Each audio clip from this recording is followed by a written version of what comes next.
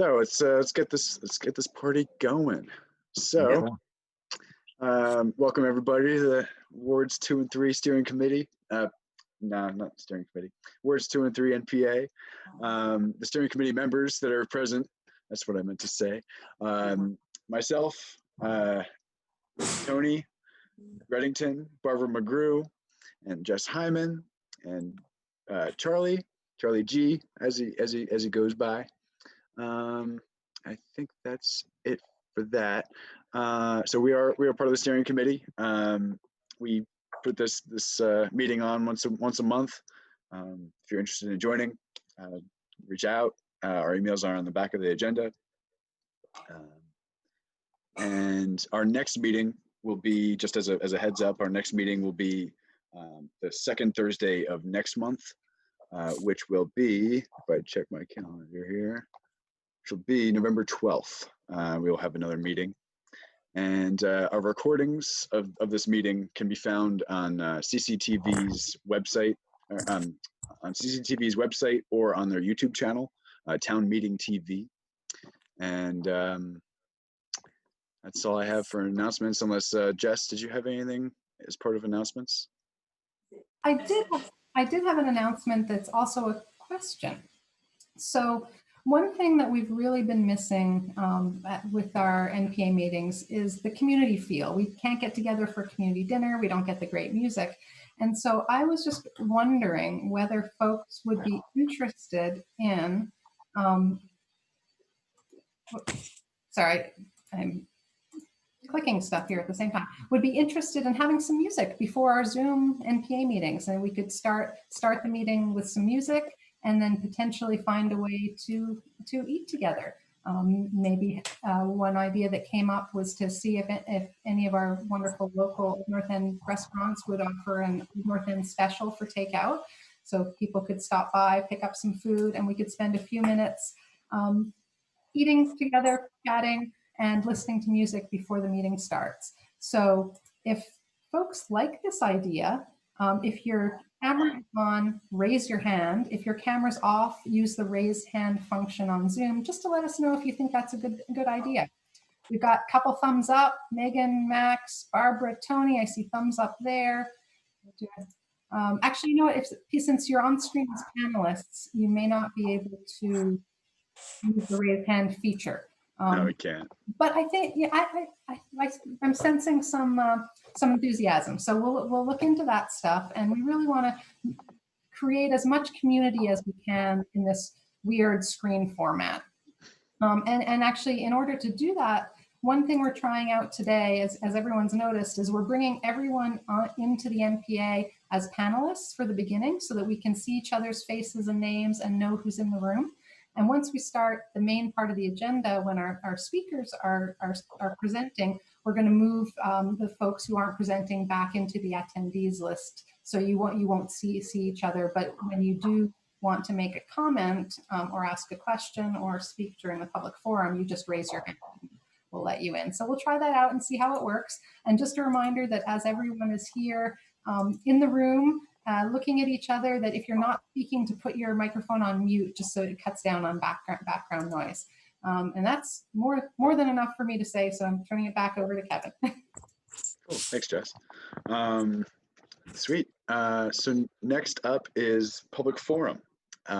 So we usually use the raise hand feature here, but let's see, anyone on video, if you'd like to speak, for public forum, raise your hand.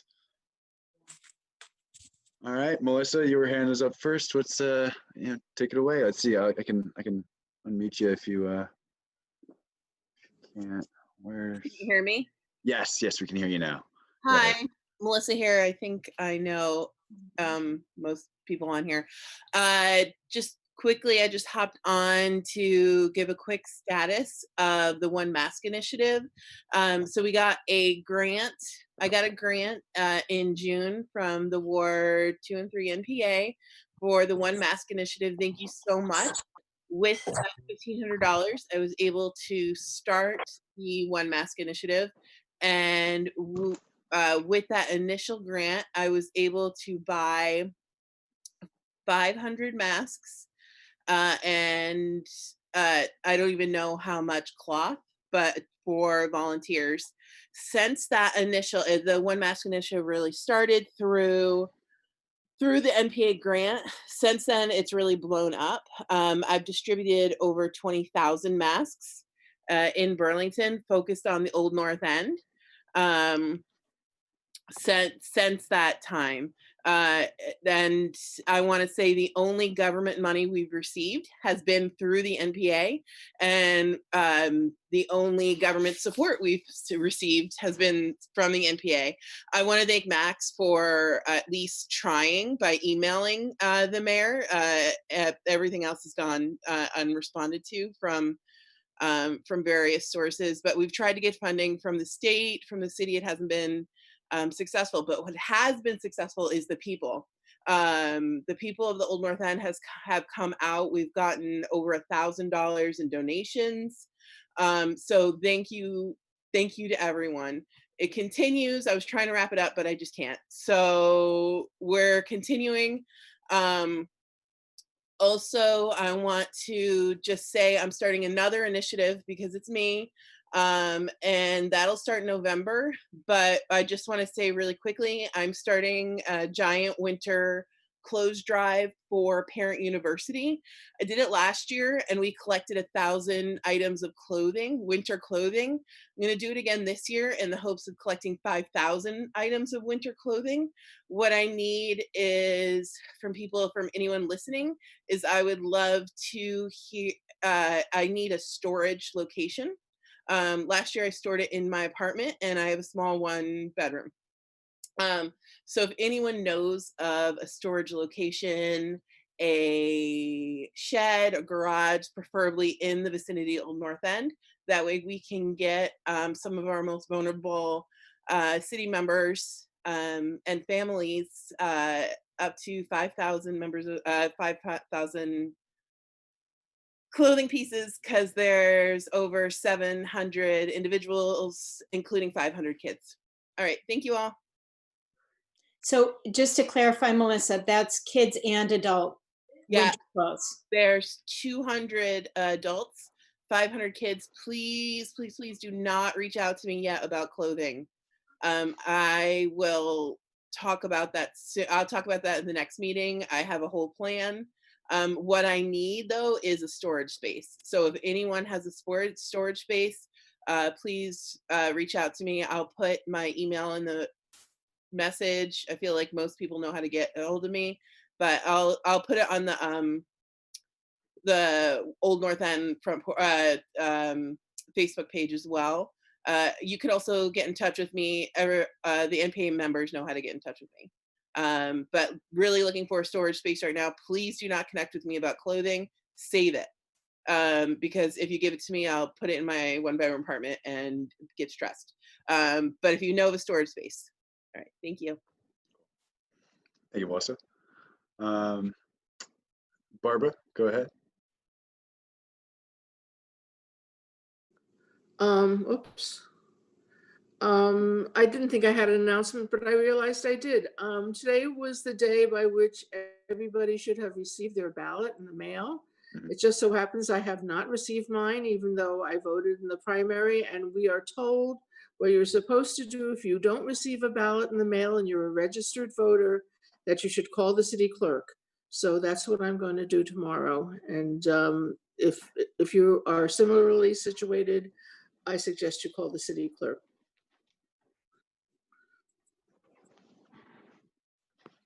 While we're on voting, I just wanted to let folks know that you can, if you'd like, I mean, there's postage. If you got a mail-in ballot, there's obviously postage on that thing, or maybe not obviously, but there is. And so you can mail it back, but if you actually want to just turn in your ballot, I was down at City Hall today.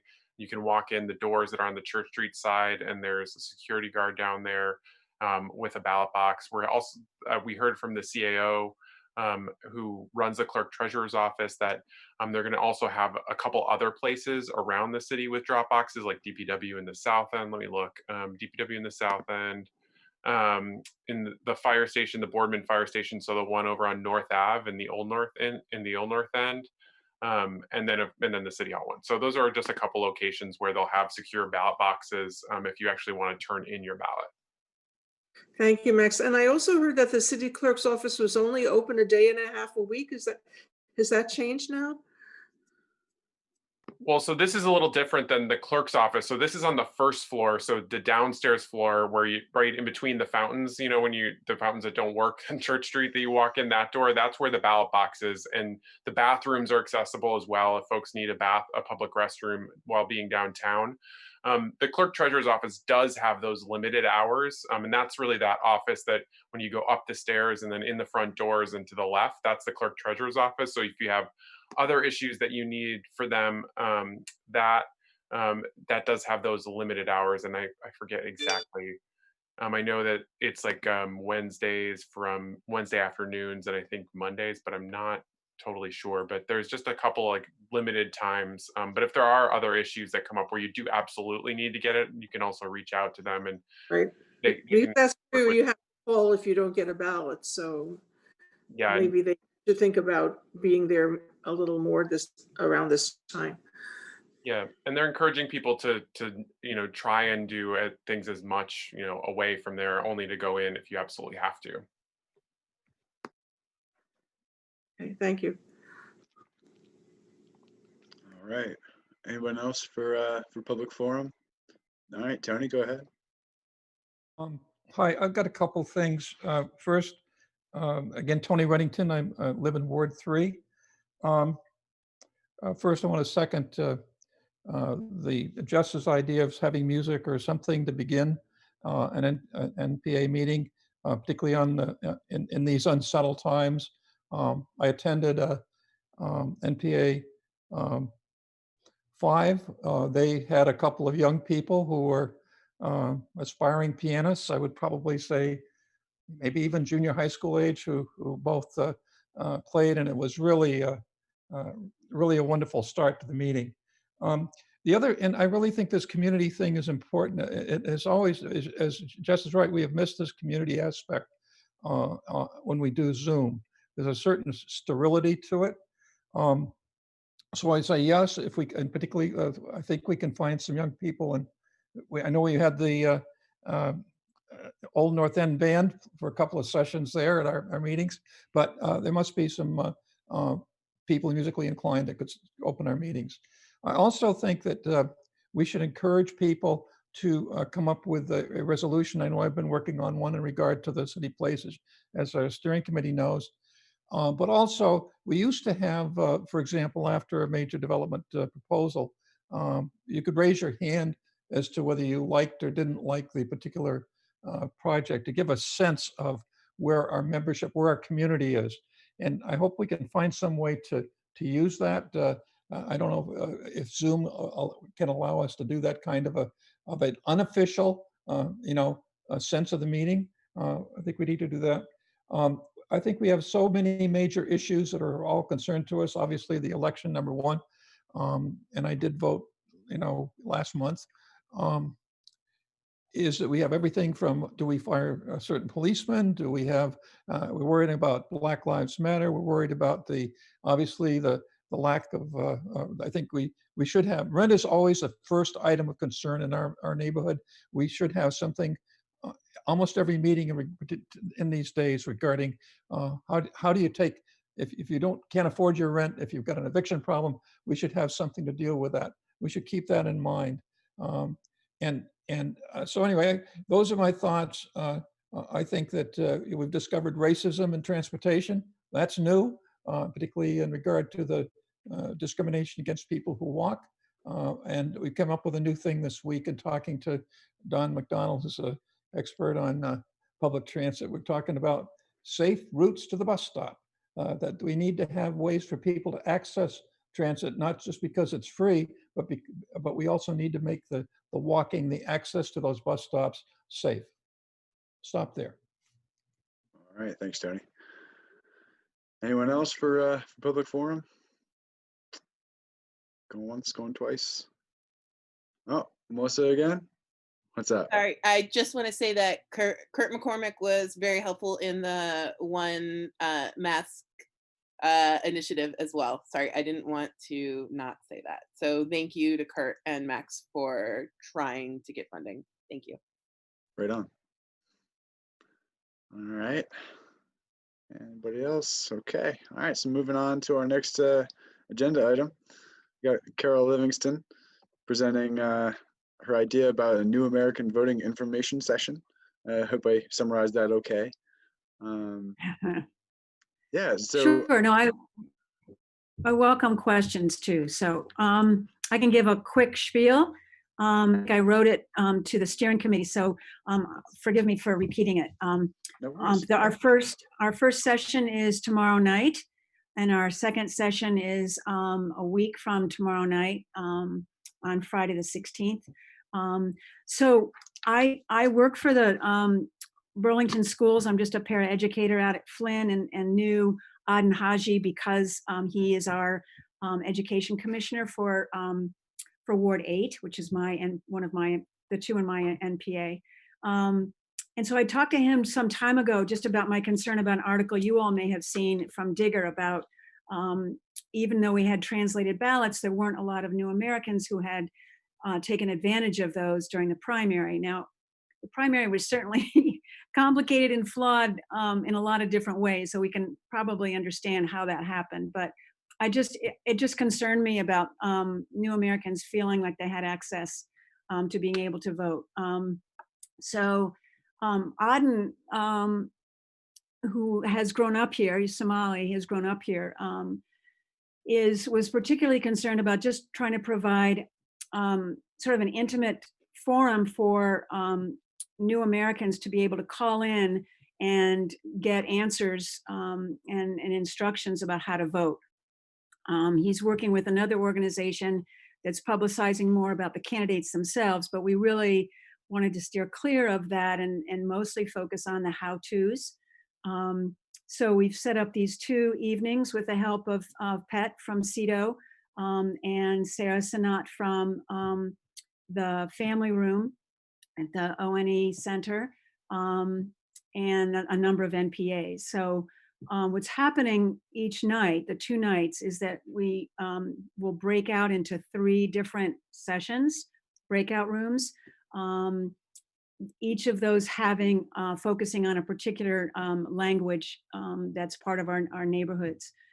We have a translator in each of those breakout rooms, and we have an election expert in each of those rooms. So there'll be 3 tomorrow night and 3 on next Friday night. And there are 6 different languages altogether. We're hiring interpreters to meet in those meetings and basically translate the questions that people have and the answers that the election person has. I was lucky to find on the state site, there are 6 videos that they've created in different languages that are the home language of many of the people in Burlington, except for Vietnamese, strangely enough. But anyway, what the meetings will start with after introductions is looking at this video in the language of the group that's meeting, sort of as a jumping off place. And then the election person and the interpreter will work on helping people ask the questions that they have and go through some of the processes. We'll have sample ballots. Unfortunately, the sample translated ballots probably aren't available quite yet. We keep an eye out, but we'll at least have the sample ballot. So what I've asked NPAs to consider is helping support the interpreters. And it's actually something that would be great for all of us to think about even more, is just how do we support the interpreters in our city, and how hard they work and how much they allow the inclusivity to happen that we don't often think about. So I'd be glad to answer questions that you have, or that's pretty much the detail I think that made sense to share. All right, cool. Yeah, thank you. Anybody have a question for Carol? So is there a motion on the floor about it? What are you asking for, Carol? Oh. We've asked people for $200 per NPA, but anything that you all feel comfortable supporting would be great. And so that's, I've gotten $200 from wards 1, 5, 6, and 8. Right But on. it's really up to you all. And do you need any more money? Or is that enough? We do need a little bit more. That would be great. Carol, thank you, and Auden, so much for putting together this initiative. It's really Sure. important, and I would like to make a resolution that we. I represent Ward 3, so on behalf of Ward 3, I would like to propose that we allocate $200 from our NPA budget towards this initiative. I second the motion. So Great. how do we do voting on Zoom? Do we ask for people who are opposed, or how? Yeah, I was just wondering the same without all the video feeds and not being able to like just do the raise hand. I guess we could demote all these people to attendees just for a vote. First, we have to say this needs to be people who live in Ward 3 that are voting on this. And Right. then you can be in the honor system, and then we can say all those in favor say aye and see if there are any nays at all. And if there are, then we might have to have a show of hands of some kind or a voice vote. That sounds good. Yeah, I like this. So just unmute everybody. Okay. But first, before voting, I really want to open it up for questions while we have the time. Does anybody have a question for Carol? Doesn't sound like it. And actually, I don't even know if I would be able to tell because there's not video feeds for everybody. This is so weird. Yes. Hi, I have a question. You have a This is question. weird. Okay, great. Point of process, maybe a consideration. Why has, so I'm just joining the game, right? Wasn't really Okay. planning on speaking much. I did expect there to be a chat. And I'm curious as to why there isn't a chat function that's moderated. I think it would help a lot, but I don't know what you're operating under. And all right, go ahead. Yeah, I wondered the same thing. But Cito sets us up with this, and I think yeah, they're still in here. So Pitt sets it all up for us, but I don't know why there isn't a chat. We asked about it, and Jess, do you remember what she said? I don't remember. Yeah, it is something that we would really like to have because it would make it easier to communicate and also to vote. Right? Can we vote on that? Pardon me? Can we vote on that? I make a motion that we have a chat. Anybody want to second that motion? Excuse me. There's already. Let's let Pitt weigh in on this now. Kevin, there's already a motion on the floor. You can entertain that after we deal with this motion. Okay. Thank you. I'll wait for a proper time to address it. Cool. Sounds good, Meg. Thank you. I have a question. Carol, how many people are participating in this? Well, that's a good question. Auden has been putting out posters and talking to folks in his network, and people at the family room have been talking it up. The liaisons have been talking about with folks from school. We don't know.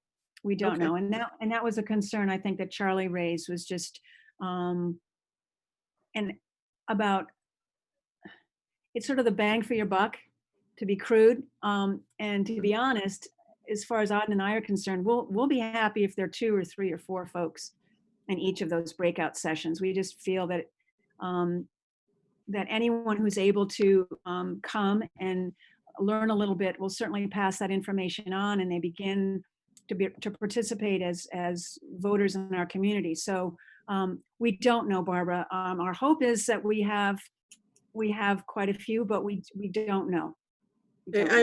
I feel very supportive of the motion, but I'm sort of also curious if there are a lot or a few participants, how is the money being spent? Obviously, you already have costs to advertise this, and then what? The What's the mo- interpreters, Oh, we're okay. paying the interpreters $100 an hour and they're working two hours. Plus they're helping with outreach to get people to come. So it's the money that I'm asking NPAs for is going to the interpreters. Okay, thank you. That's very helpful. Thank you. I wasn't sure which, who went first, but Jess, go ahead. Oh, you're muted. Sorry. Just a quick question, Carol. Will the sessions be recorded so that folks who can't make it live, will they be, Yes. be able to see it later? Okay, thank you. Yes, And Melissa? thank you. Hi, Carol, and I also run the website newamericansinvermont.com, which I started with Mohammed Jafar, and I have a voting page with all the translated information. And Mohammed has started making updated videos about mail-in ballots in the different languages, because the ones are a little outdated that are on the Secretary of State website. And then on the newamericans.com website, you can find the voting one. And if it's recorded, I can pop them up there. Great. Okay. And then we have a pretty good traction of folks who look at the website. And so that way there'll be more. And I'd also like to say that I would love to see the city paying for translators for this themselves, rather than people like yourself and volunteers like myself having to go out of our way and spending our own time trying to get funding for translation, which should be a right. And the city should be paying for it rather than us going around begging for money. Thank you. Well, and I would agree. And I think Auden is pushing very hard with the school board, the same way that the liaisons get the funding that they need and should have.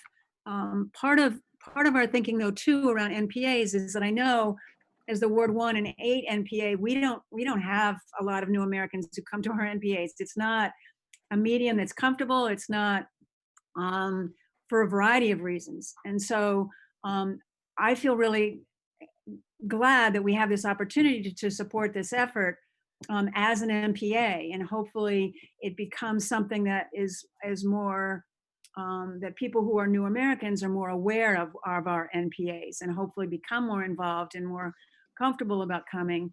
So it's sort of, it's hopefully a two-way street. It wasn't against you at all. It was against just the amount of time. No, absolutely. So yeah, absolutely the NPAs. And I think that's something we can all work on as a community, and NPAs is getting folks more involved. Yeah, Okay. thank you. So to move on to a vote, let's try to figure this out logistically here. So I think everybody can unmute themselves. So if y'all can hear me and you are, so we're starting with Ward 3, correct, Jess? Okay. So if you live in Ward 3, please unmute yourself. Hopefully this works. Anybody Ward 3? I'm only seeing Tony unmuted, Jess, Barbara. Charlie is unmuted. Well, this is a little embarrassing. Yeah. I'm on the Fountain and Cedar. Is that Ward 2 or Ward 3?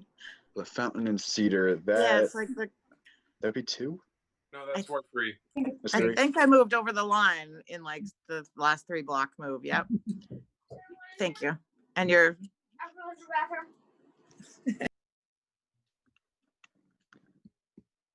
All right. Sweet. So you got to vote in that. So let's. So all in favor, say aye. Aye. All opposed, say nay. All right. So Ward 3 passes, right? Okay. Are there any other motions regarding this, or for Ward 2, for example? No. So do I just need to make a motion to vote for the $200? Okay, that's what I'm going to do then. Yes. All right, great. Representing Ward 2. All right, so everyone in Ward 2, please unmute yourself. I'll second the motion. Oh, great. Thank you, Perry. Thank you for keeping us on the straight and narrow. Cool. All right, so all in favor from Ward 2, say aye. Aye. Aye. All opposed, say nay. Okay, it passes. By the power vested in me and all in the steering committee and all of us. Thank you for participating. And Carol, thank you for giving us the spiel. Thank And you all. good luck on the Thank you project. so much. Thank you so Thank much. It you. would be great to share what happens, and maybe we can come back and share how things went. So I appreciate it a lot. We'd love Thank that. you Yeah, so we'll keep in much. touch. Can you You're remind welcome. us of the times again really quickly, Carol, for tomorrow? Sure, it's Friday the 9th from 5:30 to 7:30. And Okay. Friday the 16th from 5:30 to 7:30. Thank you. Hi, Carol. I have a quick question for you too. This is Meg Klein. Sure. Hi. I also work for the schools. I'm over at Sustainability Academy, which is a long partnership with the Family Room and Auden as well, right? And I just wanted to hold up, he comes through our school district, right? Worked on the restorative practices commitment from the district. I fully support this effort. I'm just wondering. Oh, I guess we lost her. What happened? So No. Carol, I just have one really quick question. So if, Sure. how can people get more information about these specific events? What I can do is that I will send you the link, the times and the link to your steering committee. Is that okay? Because those are the addresses that I have. Will that work okay? Yeah, and then we can post that information. Oh, There it is. Jess. There you go. Oh, nice. Thank you, There you have whoever it. did that. It's Jess Hyman. Thank you, Jess. Very cool. So now it's on the video. Good deal. Thank you, Jess. That's Thank perfect. you, So I'll Jess. put it on our Facebook page too for hands. So thank you. Great. Thank you so much. Thank you all very, very much. I appreciate it. You got it. Good luck with your meeting. Take care. Thank you. Take care. Carol. Good to see you. All right. On to the next order of business. I think, Jess, what do you think? Should we keep everyone in as a panelist, or should we move? Yeah, maybe we should move folks who aren't presenting into the attendees list, because that'll allow you to raise your hand when you have a question, and it'll be easier for us to navigate that process. So we're going to move everyone who isn't presenting tonight into the attendees room. And anytime, and when you have a question or comment, use the raise hand function, and then we'll be able to activate you or bring you onto the screen. And it'll just take a moment for me to shift everyone out. And if I accidentally shift out someone who is presenting, just let us know. Thank you for your patience in this.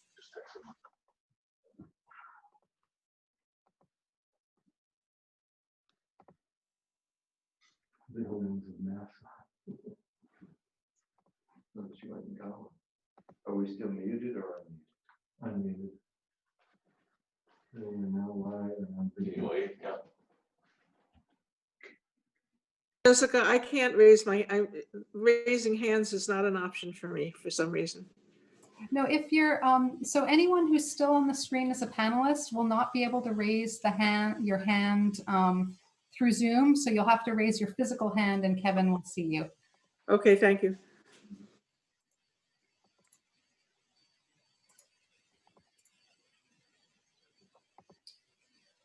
And let's see, Kevin, I think I moved everybody. I think I've left the people on screen who need to be here.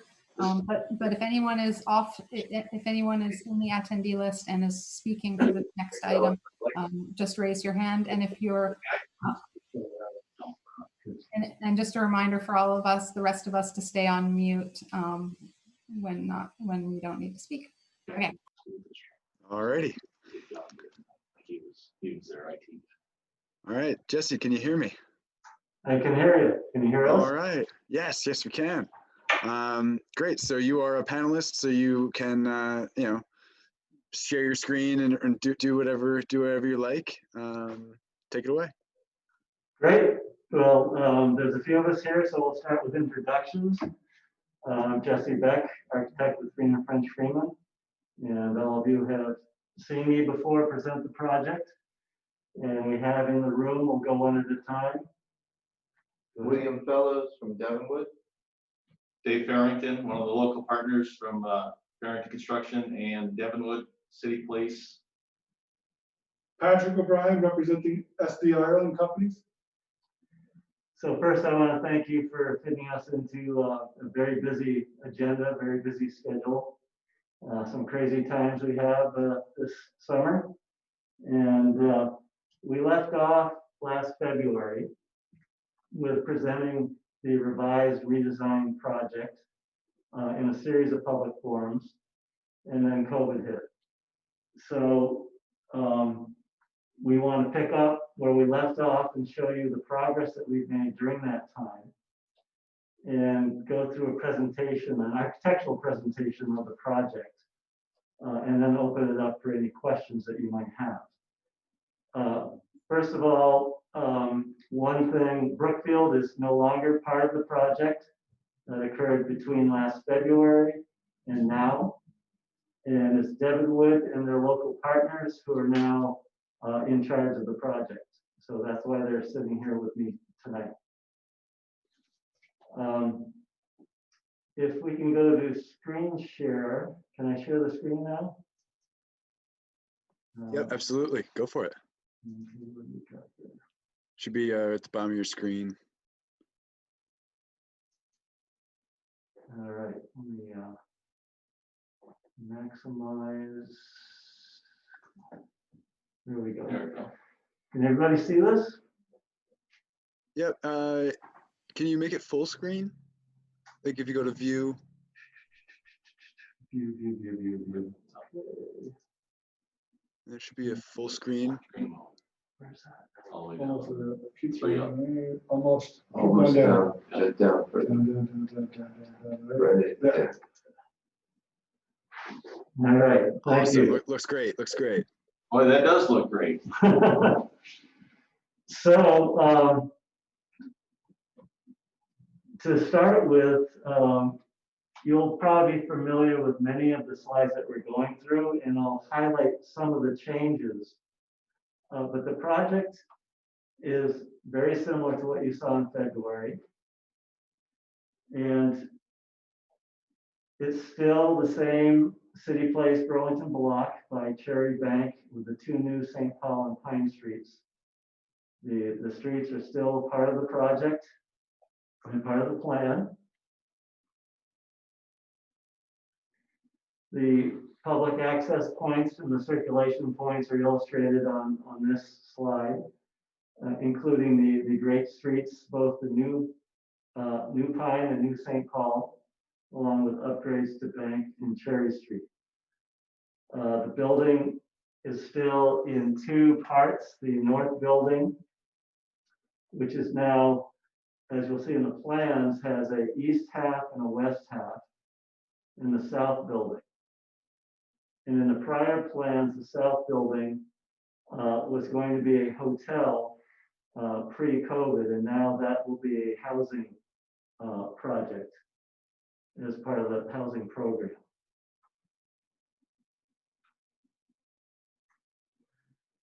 So to sort of give you the overview of the project as it stands right now, is we have a total of 426 housing units with the commitment of 20% being affordable units or inclusionary units. Retail has been reduced to about 45,000 of street level retail to wrap the 4 streets. Commitment to reconnect St. Paul and Pine Street, as has always been the plan. And approximately 422 parking spaces with 300 bike parking spaces. Post February, there's been a planning and zoning change that requires 0 parking for housing. But we still need a market demand and a commitment to build parking for the people who live and work in this project. The total project has been reduced from the larger scale project of over 1 million down to about 702,000 square feet. And what I want to point out is that in February, there was another floor on the north building.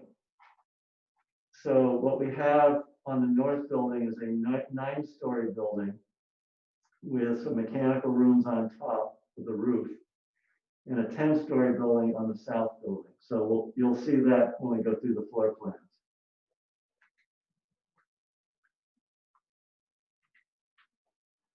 So this just illustrates where we were a year and a half ago with the fully permitted 14-story high building, which has now been reduced in scale and mass on the north end of the site to 9 stories.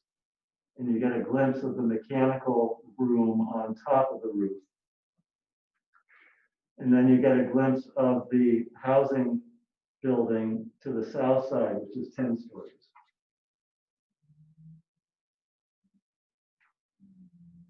This will illustrate a section through the site running north to south. The north building is a little over 100 feet, and it ghosted in as the prior project at 14 stories. So that's the ghost of the south and the north. The parking structure is still in the middle of the project with a full basement below grade. At grade is retail, which also helps hide the second level of the parking structure. And then there's a third level of parking inside the donut of the structures. Part of the commitment of the project is to provide a community space of 3,000 square feet, a rooftop observation deck with gender-neutral bathrooms, and so those are still components of the project.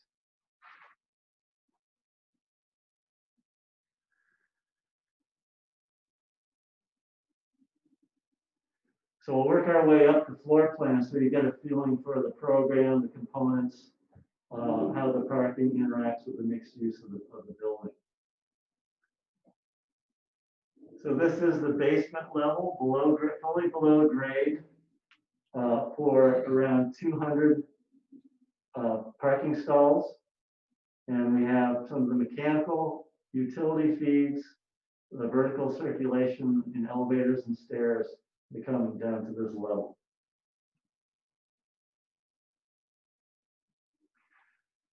For orientation, you can look to the right and see a section of the building north to south, so you can follow the section as we go up the floor plates. So this is the ground level plan with the great streets feeding the new St. Paul north to south, and the new Pine north to south, and 100 Bank Street still exists in this corner. And we have a loading dock off Bank, a loading dock off Pine, and a loading dock off the new St. Paul to service the north building and the south building. Surrounding the project is the retail of about 45,000 roughly square feet.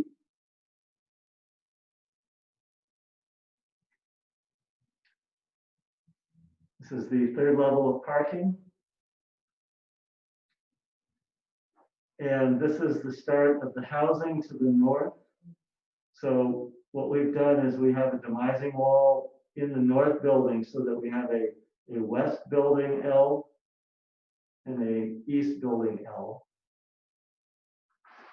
And when completed, it'll look like one building that you see in the renderings. To the south, on the first level above grade, we have the community space of 3,000 square feet with support spaces, warming kitchens, gender neutral bathrooms, and the only commercial part of the program can be found on this level, some co-working space and some meeting rooms. To the north is housing.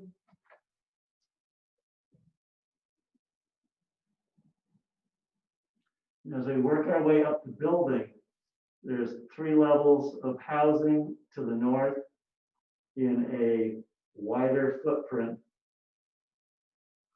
And then it diminishes, there's a step back after the 3rd level. You can see it on this section down here with 5 more levels of housing. The housing is approximately 426 units, and it's a mixture of studios, 1 bedrooms and 2 bedrooms, rental apartments. Same thing on the south building. You might recall that in February that this was a hotel, and now we've changed that use to more housing. Little larger units, more of 2 bedroom and 1 bedroom with a larger floor plate. There's a commitment to do green roof and stormwater management as previous, and you can see the green roof starting on the south side of the south building.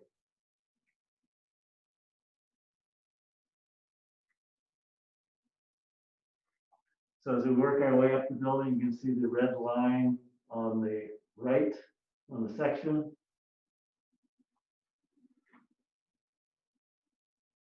So now we're looking at the top levels, and on the south building is that public observation deck via the elevator cores, the bathroom cores, so that everyone has access right up out of these elevator cores and onto the public observation deck. There will be a restaurant and a kitchen on this level and a meeting space. To the north is more green roof to handle stormwater treatment and the 2 mechanical rooms that will service each side of the west housing and the east housing.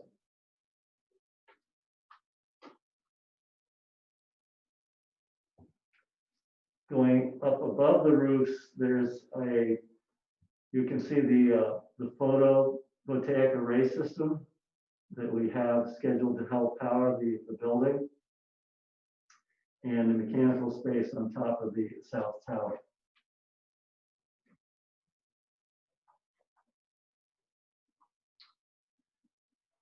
So that's sort of a walkthrough of the layering of the program and the floor plates of the building as we go up.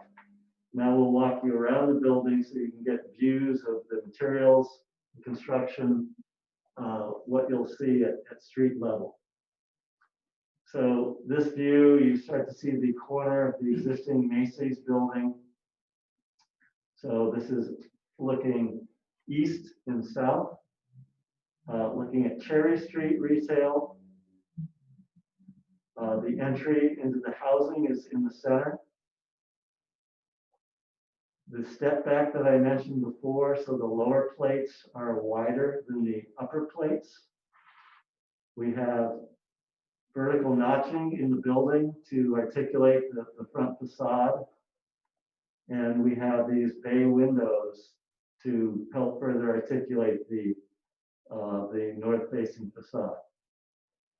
It's still primarily a brick building, 2 colors of brick, the traditional red brick for the primary brick, and then highlights of the salmon colored brick that we had before.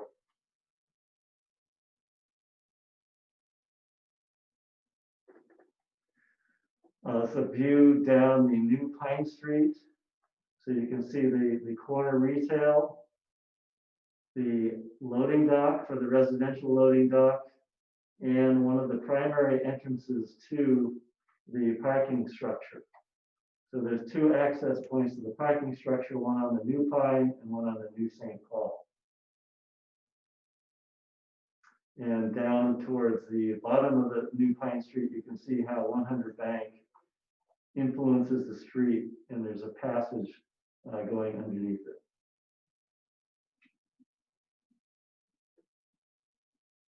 This view is looking west up the new St. Paul Street, as if you're standing close to the existing mall, looking across the new 60-foot wide street. And this is the public entrance to access the parking garage on all 3 levels of elevator access. Additional retail, the St. Paul entry to the parking structure. So there's 2 means of ingress and egress to the parking structure to get ample flows into the 3 levels of parking. You can start to see the step backs on the side of the building and the similar features of the red brick with soldier coursing and cornices and salmon colored brick in the highlight areas.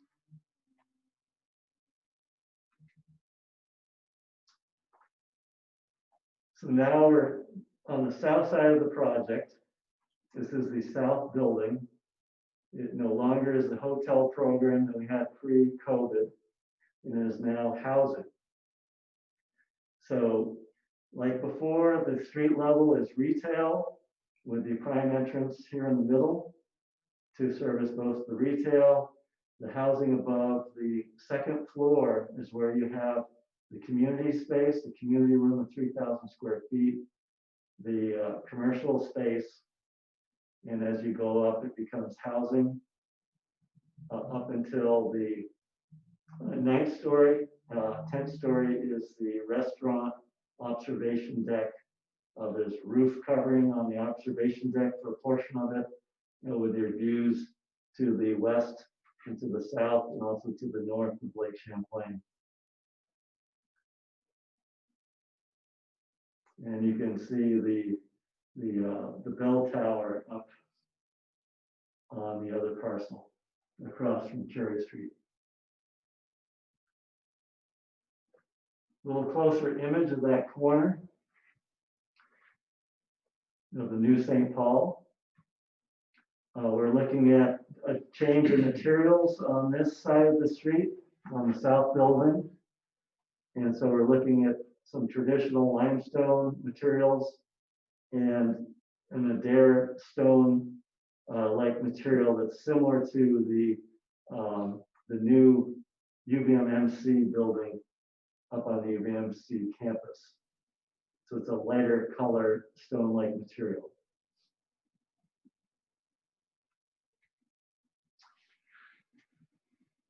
So to sort of cap up some of the public benefits is that we are increasing from where we were in February the number of housing units, which will help increase the affordable or inclusionary units. We are still committed to reconnecting both Pine and St. Paul streets. It will be sustainable design throughout with a LEED Gold certification target. We talked about the green roof areas and solar PV panels, and the stormwater treatment will be handled on site. So 100% of the stormwater of this project and this site will be handled through this project. We talked about the programming of the community access and meeting space, bike parking, both inside bike parking and outside bike parking, and the grand list and tax revenue.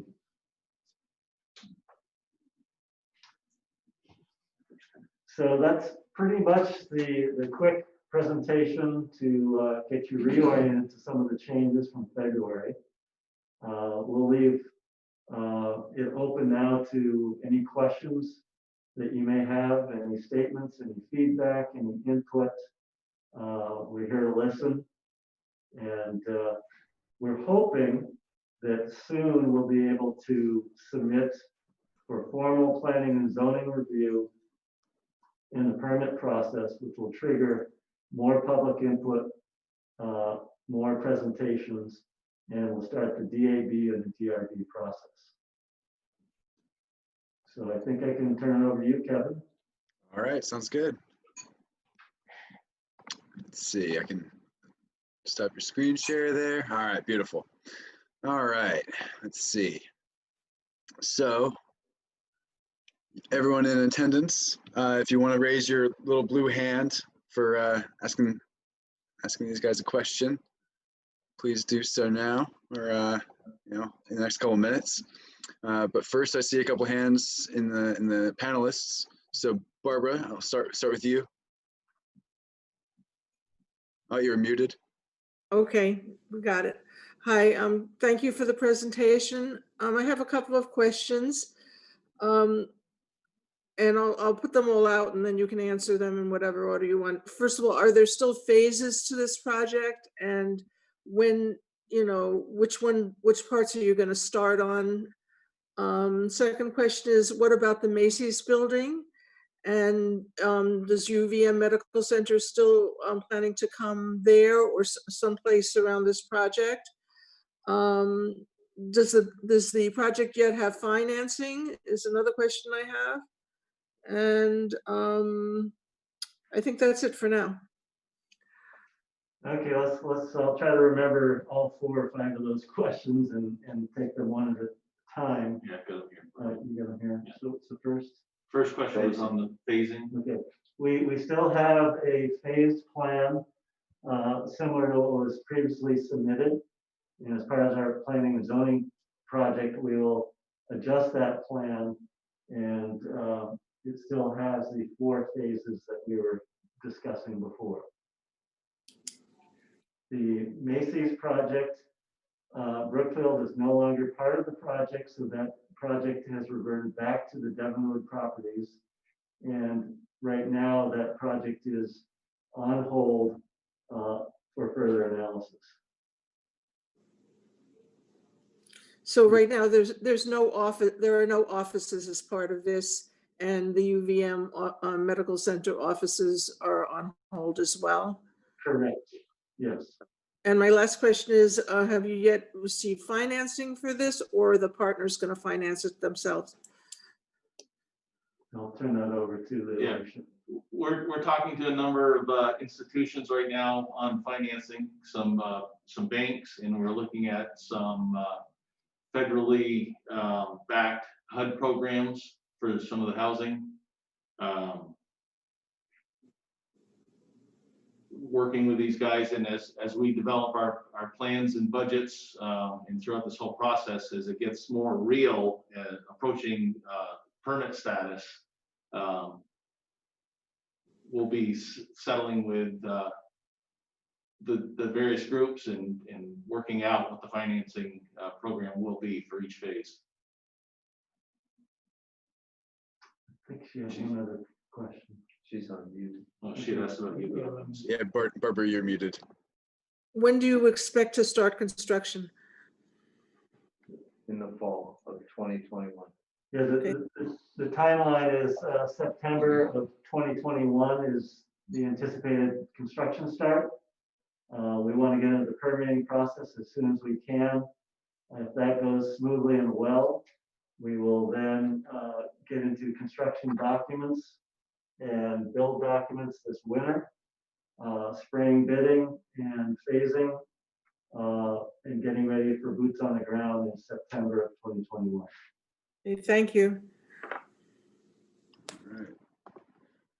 Okay, next up, I saw Tony's hand back. So you go ahead. You're unmuted. You're good. Thank you, Kevin. Again, Tony Reddington. I live in Ward 3 and about a block and a half from, well, from your site, to be kind. I want to say that I really appreciated your presentation. I thought it was clear. I thought that the information was straightforward.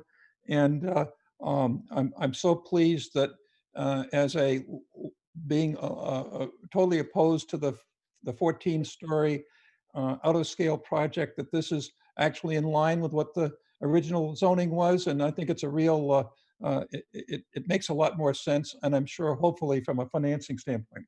I'd like to start off with my questions right from the comment that one of the last comments that were made about you talking with HUD. I'm a former housing director, and I have a resolution that hopefully we'll consider next meeting. that suggests that you obtain I guess it's roughly 80 units of so-called inclusionary zoning units that you have to have that run for about $1,000 or so for one bedroom that you obtain from HUD. And I'm sure this can be done in conjunction with our congressional delegation, about 80 units of Section 8. And I think you're probably aware, and maybe you're already ahead of me on this, that those units are good for 27 years. They guarantee you an income of 100% of the rent every single month. And if managed by a nonprofit like Champlain Housing Trust or the Burlington Housing Authority, you don't even have to worry about any of the administration of the apartment units at all. So it relieves you of that burden. If those units are wisely put together in terms of 0, 1, and 2 bedrooms, there should be an easy melding of incomes and amenities for all the people who live in that project. We have been through 3 or 4 projects here in the Old North End in which we did not have connections with what's truly affordable, 30% of income max units that HUD does. As you know, 1 of 8 renters in Vermont has that privilege, and we think that in order to have a balanced for all incomes, getting those HUD units would be helpful. That's not a question. That is a question, but I also have couple of other items. So one is, are you seeking and will you accept and pursue that? Otherwise, all you're doing is adding more gentrification to our ward, which is desperately in need of truly affordable housing. The second thing is, in terms of the 2 streets, I'd still like to see some on-street cycle track for bicyclists. I'm not a bicycle advocate, but I find that both St. Paul and Pine Street should have in the space for sidewalk level cycle track that would be beneficial to people, that would basically cater to the people who you want to have coming to your doorstep, which is those who come to shop and live. And cycle track at the sidewalk level is much better than what is right now nothing except perhaps some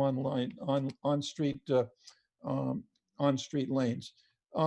Tax, as you know, this project is part of what's called an opportunity zone under the Trump tax approach, and it's a wonderful place to hide millions and millions of dollars of capital gains taxes, which after 10 years you don't have to pay. You don't owe at all. So I hope you take advantage of that financing.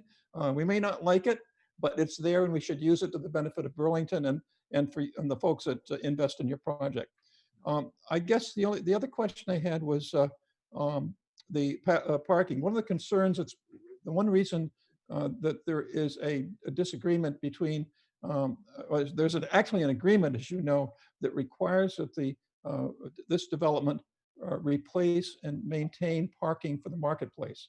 There's a real concern in the original project that parking that was available, which is no longer available, that feeds and supports the Church Street Marketplace should be retained.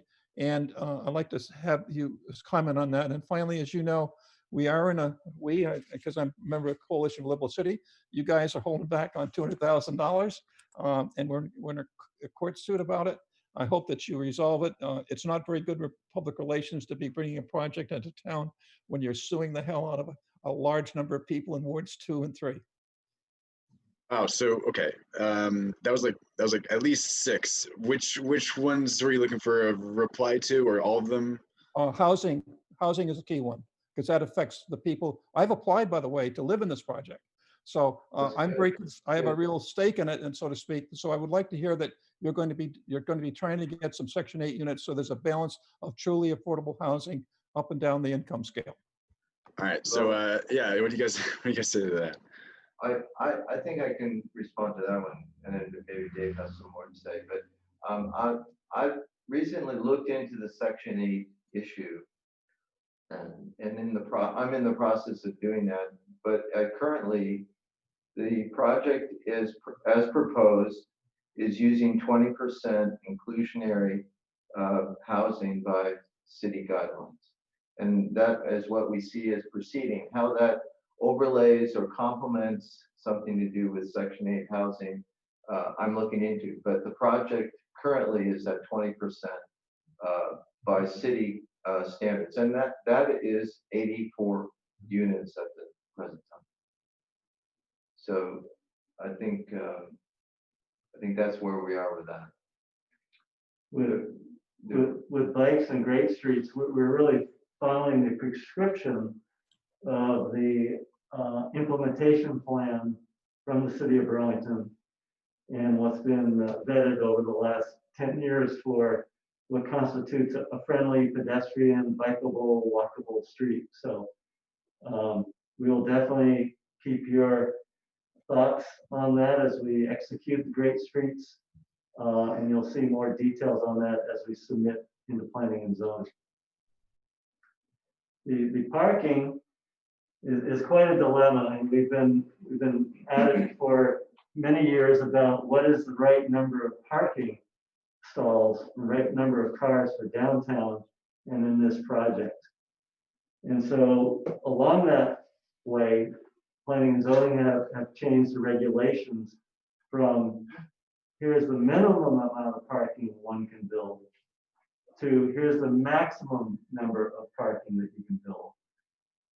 They also allow you to build zero for a lot of the uses that we have in this project. So we feel that you're right. There needs to be parking in this project.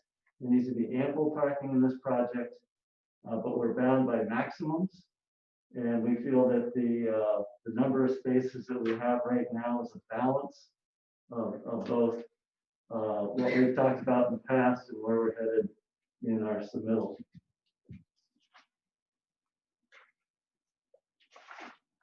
All right. Are we ready to move on to another question? Sure. Okay. Oh, Amanda, we haven't heard from you yet. So let's get you in here. Both Melissa and Amanda have their hands up. Yeah, absolutely. Amanda, just gotta unmute you.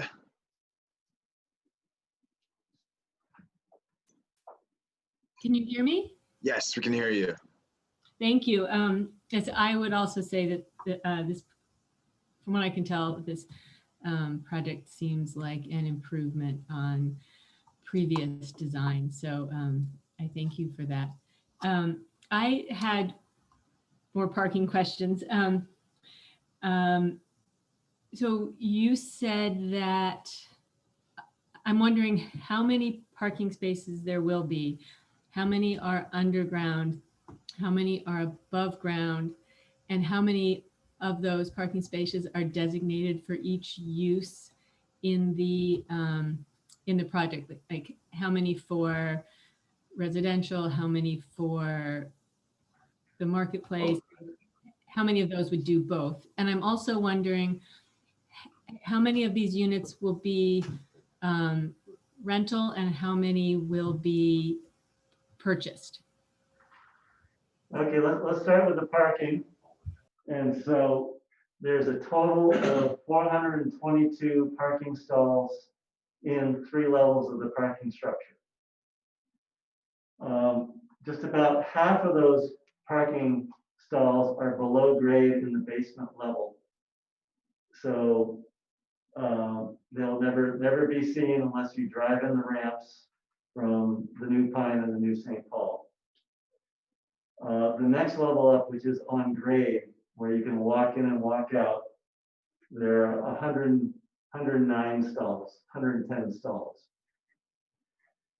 The third level of the parking is smaller. Well, it's about the same. It's about 100 parking stalls on the third level.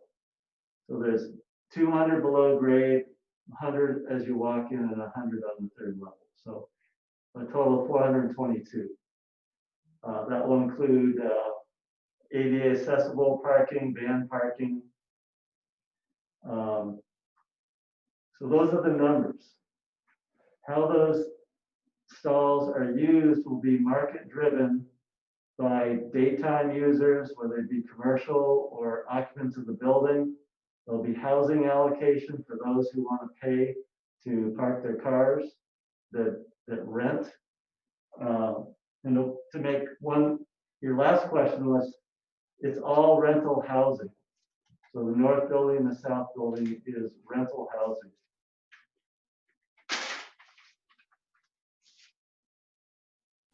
Thank you. All righty. Thanks, thanks, Amanda. And let's get Melissa in here.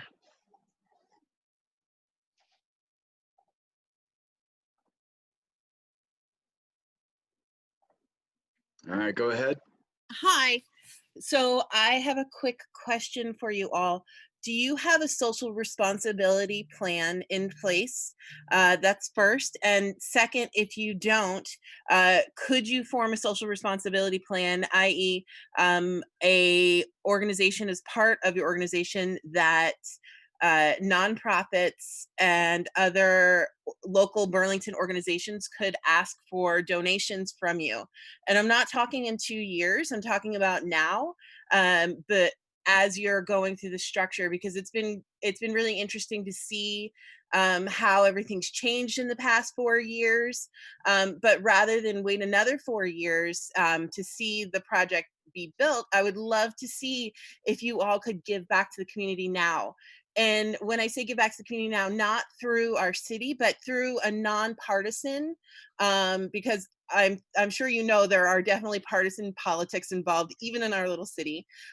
So if you would be willing to set up as part of your part of City Place, a nonprofit venture that people could apply to to keep our city really wonderful and going, to really commit to the needs of the people who don't have the access. Yeah, we as you may know, there's an ongoing suit between the coalition group and the previous owners group. But part of that settlement that we're hoping for, there was some fund of monies that gets set aside in a trust fund that may be managed, or like a foundation that gets managed by a third party that's agreed upon between us, the developers, and the coalition group. And we're looking forward to settling that with your group and in discussions with John Franco. But that money is set aside and it's kind of like you'll write grants and apply for it. And it's to kind of encourage additional or alternate development projects or initiatives, maybe loans to small businesses or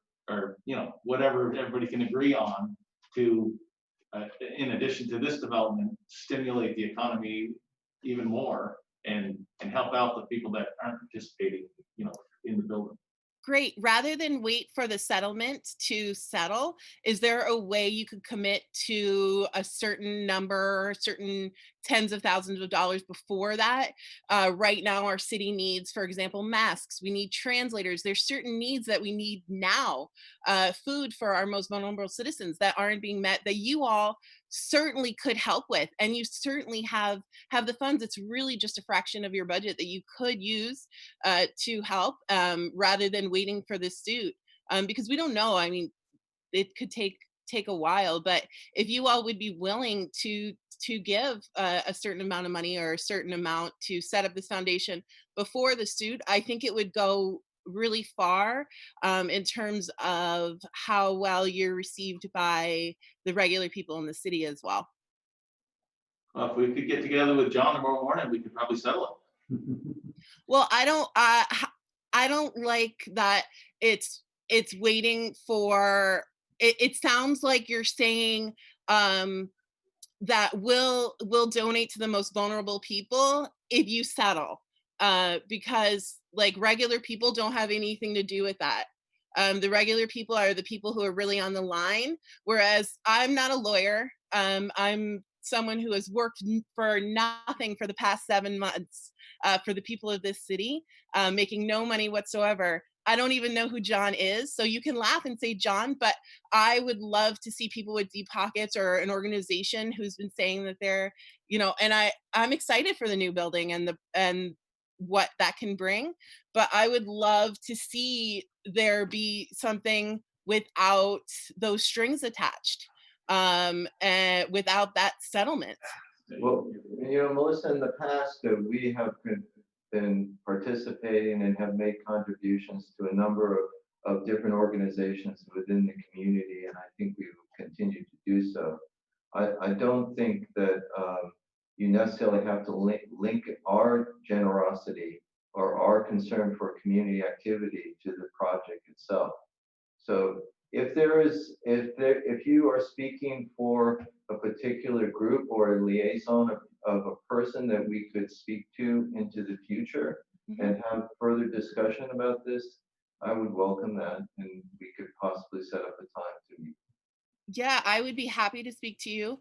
Also, I would love to see just a list of that. And I'm just trying to reach out really for the people in Burlington who need it. I'm not part of any political agenda. Certainly I'm not involved in any Well, of that. I appreciate that. I think we appreciate that, and we are committed and are involved in community activities within the city, ongoing. So I guess we would say that we're with you on this subject. Could you give me an example of one of those? Well, we regularly give to organizations like the United Way. Bruce Wilson has a children or youth at risk program that we were involved with in the past, and there are at least a half a dozen to a dozen others that I could get together and for you and show you what we're doing. Yeah, that'd be great. I really appreciate it because yeah, thank you. Okay. The art wall. The art wall. Okay, I don't see any other hands up. So I think unless anybody raises their hand, I think that might be it for questions. And actually that's perfect because timer just went off. All right. Yeah, any closing remarks? Well, yeah, we just really appreciate your time and having us in this agenda so that we can really bring you up to speed on our latest plans, our latest direction. We are really hoping to get into that public planning and zoning permit process as soon as possible. And we would really like your support to get this thing to the finish line. Very nice. Will we be seeing you again in the NPA, or will we just be seeing you in the DRB? I think the DRB process is probably the next place that we'll get together. Cool. Sounds good. All righty. Thank you for being here. Thank you very much. Cheers, guys. All right. Good evening.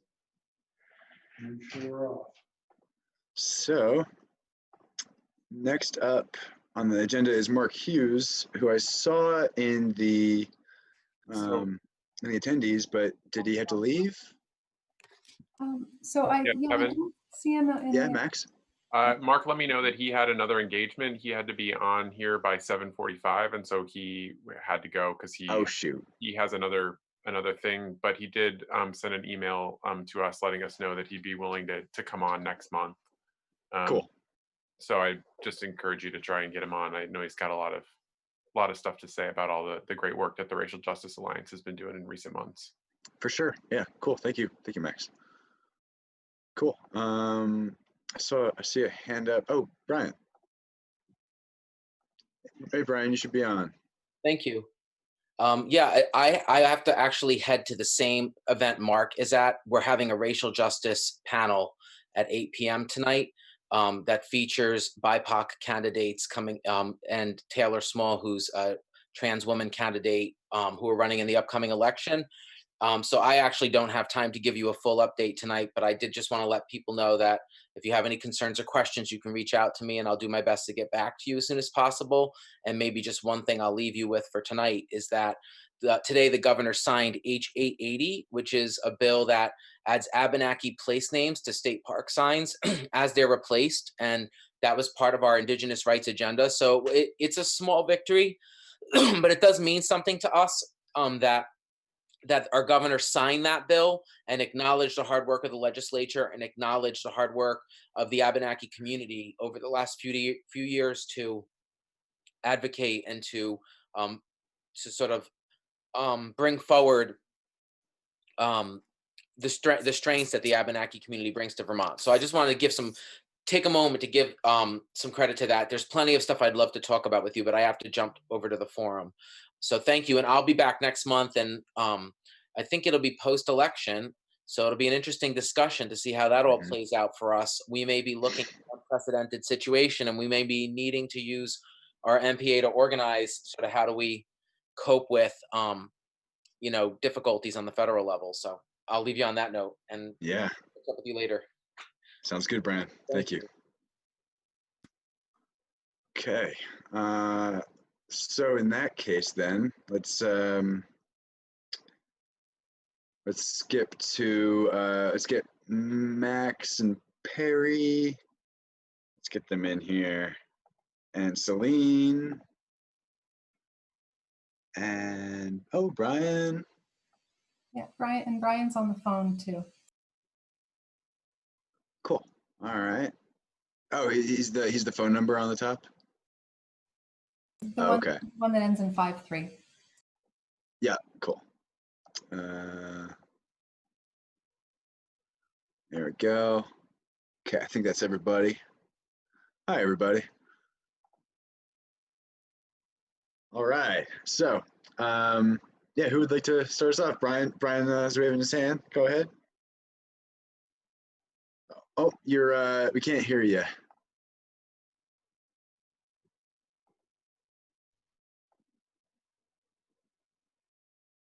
Merge with video. Can I do that? I can't tell if Brian was saying yes or no. I'm wanting to go first. Brian, I think you have to hit *6 on your phone. So I can go if he doesn't.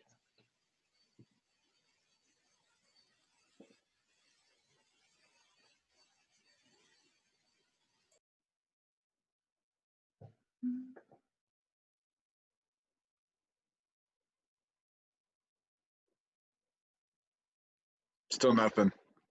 Darn. Yeah, see if I can push an unmute there. See anything on your phone? Shoot. Yeah, I don't know what to do here.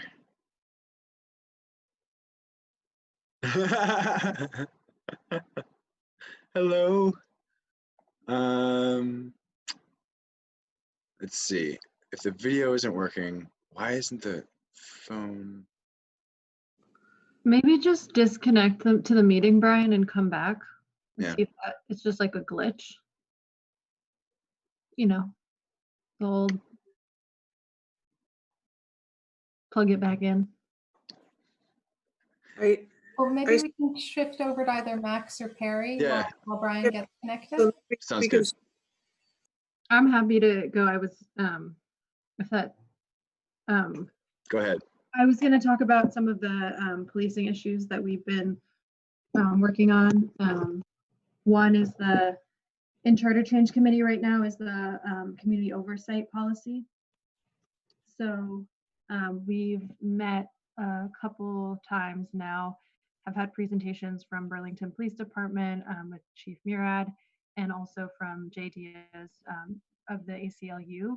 I think some things that I have taken away from those presentations have been an emphasis on a community oversight body that would have final authority in discipline matters, looking at like aspects of the membership, so sort of guidelines for who could be like requirements for who would be members, whether they represent civic organizations or are appointed by the council, whether sort of benefits to not having anyone who is actually a police officer on the commission. So these are just like it's a civilian oversight body.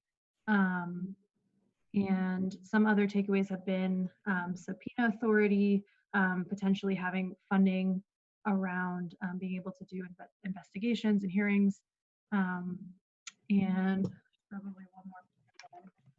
that I'm blanking on as the hour is getting late for me. And I think that's it actually. So we've been working on that. I don't know. I don't actually know when that charter change language will be referred back to the council or come. I think the timeline is still sort of to be determined on that. I think I'm more in favor of a quicker timeline. I think that it's been long overdue. This conversation has been happening for a very long time. We need to make that change. But we'll see. I think it depends on how the committee feels and how quickly we're able to move through the work and how the community feels as well. So that was one update. We also, have the Joint Committee of Public Safety Committee and the Police Commission that's meeting.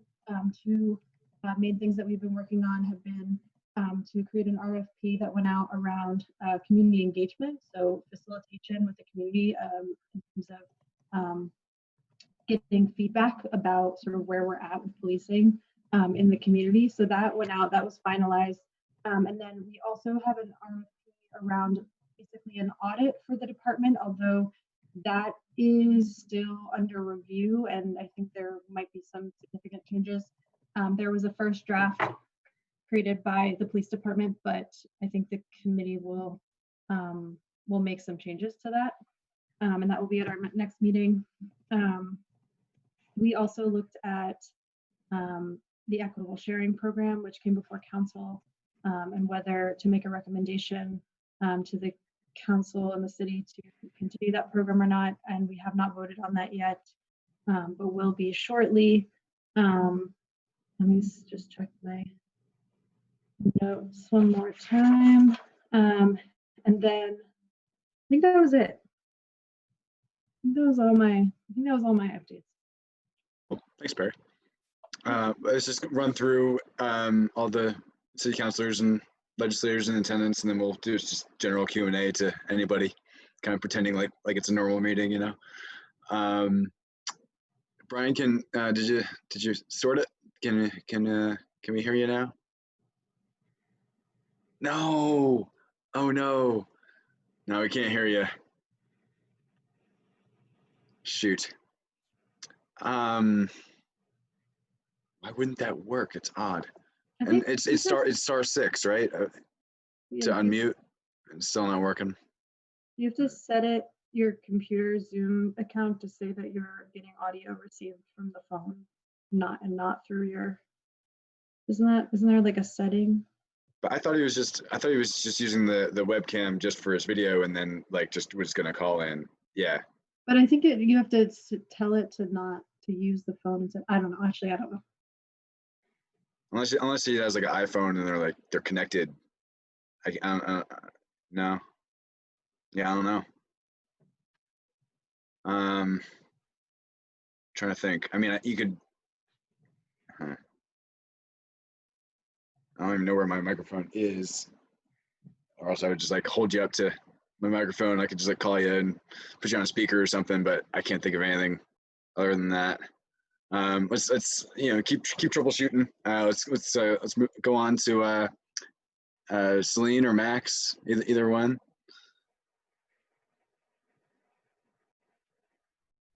How about Max or Celine? Celine, there you go. You're unmuted. No, I was going to Go say, ahead. if Max is up for it, why don't you have Max go and then you'll sort of have all your council stuff together.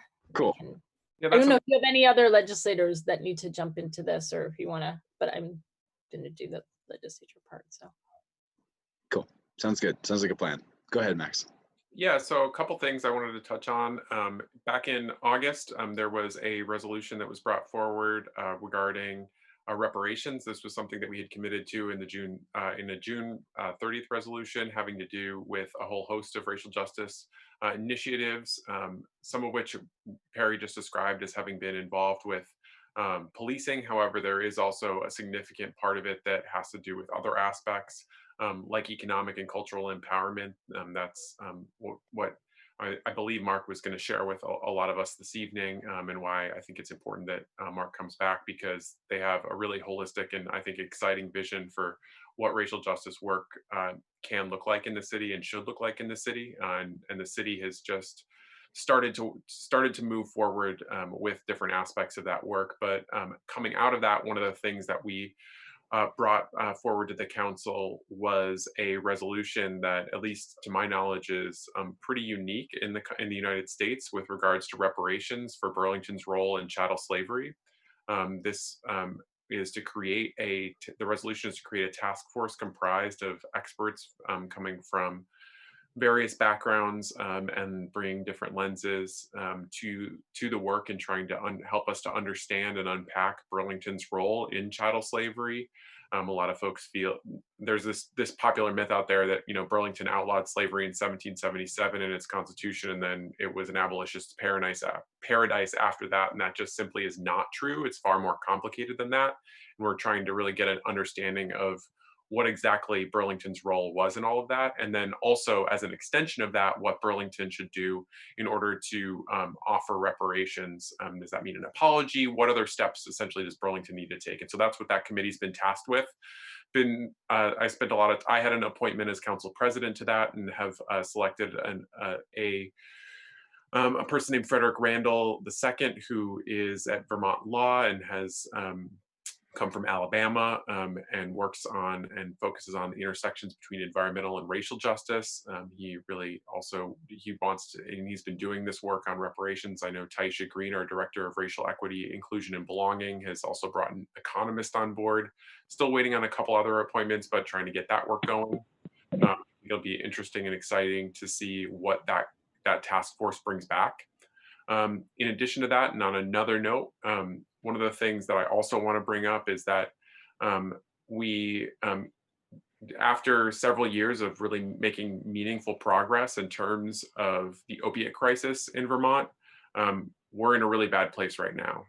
The opiate crisis is the worst that it's been in a really long time. People are overdosing and dying at rates that we have not seen in years. We had, in years prior, cut that overdose death rate by half, which was remarkable. But that trend has very sadly reversed, and we're seeing a lot of troubling trends on that. So it's time for the city to not only continue with the harm reduction strategies that it has in place, whether it's trying to make sure that they're doing everything they can to get folks in treatment, removing barriers to getting people on that medication-assisted treatment.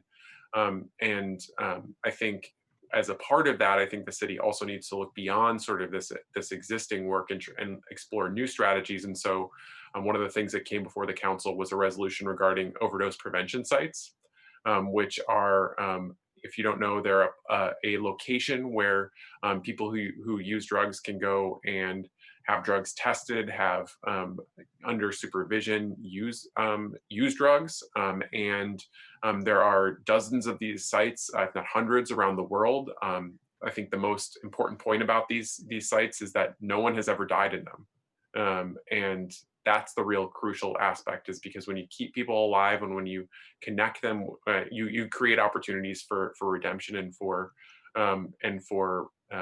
treatment to take place, and for people to get in to find those additional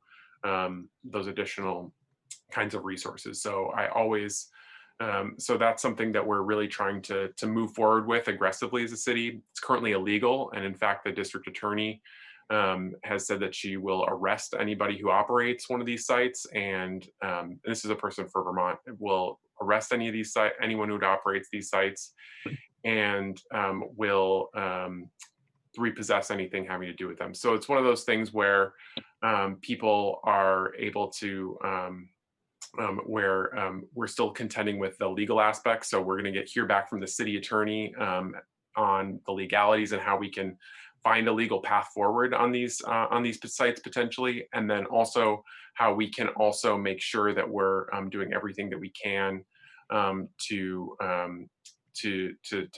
basically craft a plan for how we might operate a site when that legality changes. I think it's pretty reasonable to think that if we do see some changes at the federal level come November, meaning like, you know, if Trump is no longer in office, that we'll have a change in federal policy, because that's really where this illegality has come from.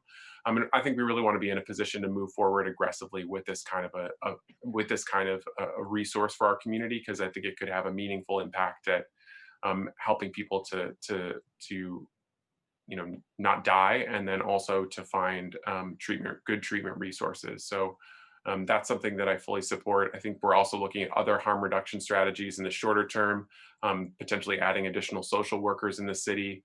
There is significant debate around where those folks would be sort of organizationally housed. There's some that say that they should be in Burlington Police, others like myself who think they should be really elsewhere in the city, and that we should bring those social workers out of the city. So there's a variety of harm reduction strategies, but I think it's important for people to know that this is a really serious crisis right now, and it's one of those things that has only been exacerbated by COVID. So that's something that I wanted to just bring forward, and I can stop there. And there's a whole host of issues that we can talk about, but I just wanted to bring those two issues up. Thanks. And Brian, it looks like your phone is working. Yeah, it seems to be finally the third time was a charm. Are you hearing me? Yes. Okay, great. I am just going to update two things. One is just cause eviction, and the other is a report we received as City Council on Monday night from Dr. Stephanie Seguino and her colleagues around continuing racial disparities in traffic stop data. So just cause eviction is essentially the notion that a tenant should enjoy certain level of protection and what we call sort of security of tenure that is more commonly thought of as what you get when you own your home. So in other words, if you follow your lease and you don't and you abide by the laws and you're not creating a disturbance and trashing the property or anything like that, you are essentially protected from what is currently the practice or the provision that allows for rental property owners to terminate tenancy for no cause. And so it would be closing that loophole. And the state of Vermont does not currently allow a municipality to enact a policy like this. So we need to change our charter. And what is being discussed both at the Charter Change Committee and the committee that I chair, the Community Development and Neighborhood Revitalization Committee, is a charter change which is fairly broad. It's not getting into the details because we don't want to put in our charter exactly what the ordinance is going to be, because if we decide in a year or two that we need to change it, then we need to go back through this fairly lengthy, cumbersome, and rather unpredictable political process with the legislature to change our charter. So we're seeking enabling authority that would give the city the ability to then come back and sit at the table as a community to come up with a local version of just cause eviction. So that's what that's about. Hopefully we'll be holding some forums this fall leading up to a vote in March is the goal. The next thing I want to just highlight is the report that Dr. Seguino, a Burlington resident and economics professor at the University of Vermont, with her colleague Nancy Brooks, who is an economics professor at Cornell and a professional colleague, a researcher and data scientist named Pat Attilio. They presented some data this past Monday that is, if anyone is interested, it's on the City Council board docs from this past Monday, and it's pretty alarming. I think it's quite disturbing to think about what is continuing to be essentially racism in the way we police ourselves. Ultimately, police are there to carry out the community's wishes, and in fact, I don't think most people would be happy at all if they knew that the disparities continue. And in some instances, the disparities have grown and not shrunk over the years. So one example is that when pulled over, a Black driver is 3.8 times more likely to be searched than white drivers. And when there are stops resulting in arrest, Black drivers are 67% more likely to be arrested in a traffic stop than all people from all other races. those are two of the most, I think, egregious ones that jump out. There's much more there. I think there's about 15 slides or 13 slides that were presented, and it's really a reminder that we have lots of work to do at the local level and at the state level. By the way, this data is bad for Burlington. It's even worse for some other communities. So that doesn't excuse anything, but this is a problem across the state. And this is when we talk about systemic racism, this is exactly what we're talking about. So I hope folks will take a little time to dig into it. Hopefully we'll make this information a little more user-friendly and accessible, but I would urge folks to take a look at the packet, the PowerPoint presentation that was presented at the last City Council meeting if they are would like to know more. Thanks. Cool, thanks, Brian. All right, Celine.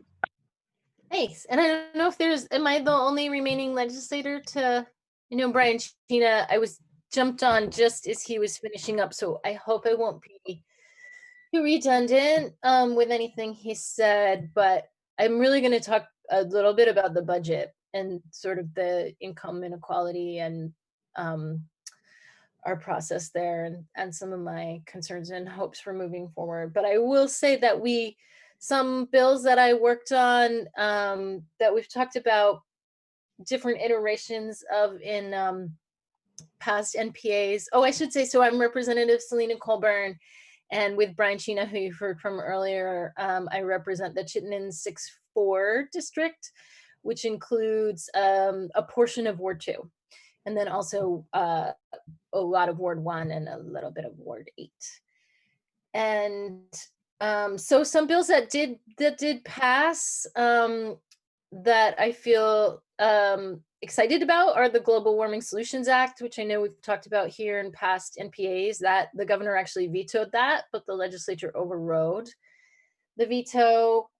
In my committee, in the most recent kind of section of the legislative session, we also passed a bill that I think will be, that the governor allowed to go into law without his signature yesterday, a bill about creating standards around police use of force and deadly force. And really what that bill does is means that it creates standards in law, and it gives then, in incidences where there are police use of force, it gives an opportunity for folks who are evaluating those cases to look at more than just the split second where a decision was made by an officer about whether to use force or even to use deadly force, and allows people to really look at the, sort of the totality of the circumstances and all the things the officer knew or maybe even should have known leading up to the event. So I think it is actually the strongest police use of force bill probably in the country at this point. Not perfect, but I think it's pretty good. So I was really happy to see that move forward. We also worked in my committee on making sure that we could do some broad scale expungement of previous marijuana convictions.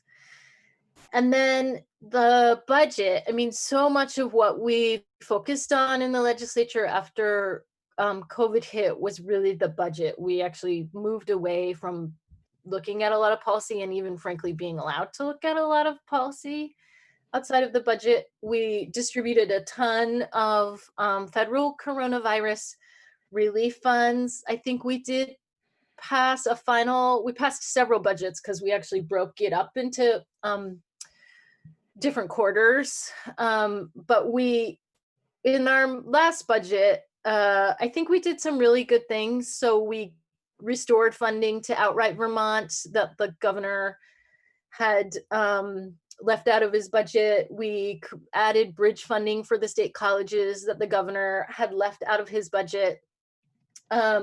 Might be sensing a theme there. And then we did a ton of allocating of federal relief. And I think in that we did some really great things. We got hazard pay to low wage frontline healthcare workers and beyond. We did some supplementing of employment, most recently unemployment. we actually kicked in some state monies to get stimulus money to undocumented workers who weren't able to access the federal stimulus funds. And so, we did a bunch of things that I think were really good and really important in this budget, but nonetheless, I and a few of my colleagues, including Brian, actually voted against the budget at the end of the day. And there were not a lot of us who did that, but some of us felt it was important. And it really was because I think several of us felt that we did not get the balance right. Ultimately, in some of the distribution of funds between this kind of the so hundreds of $1 million we free flowed to businesses with very, very little restrictions or criteria.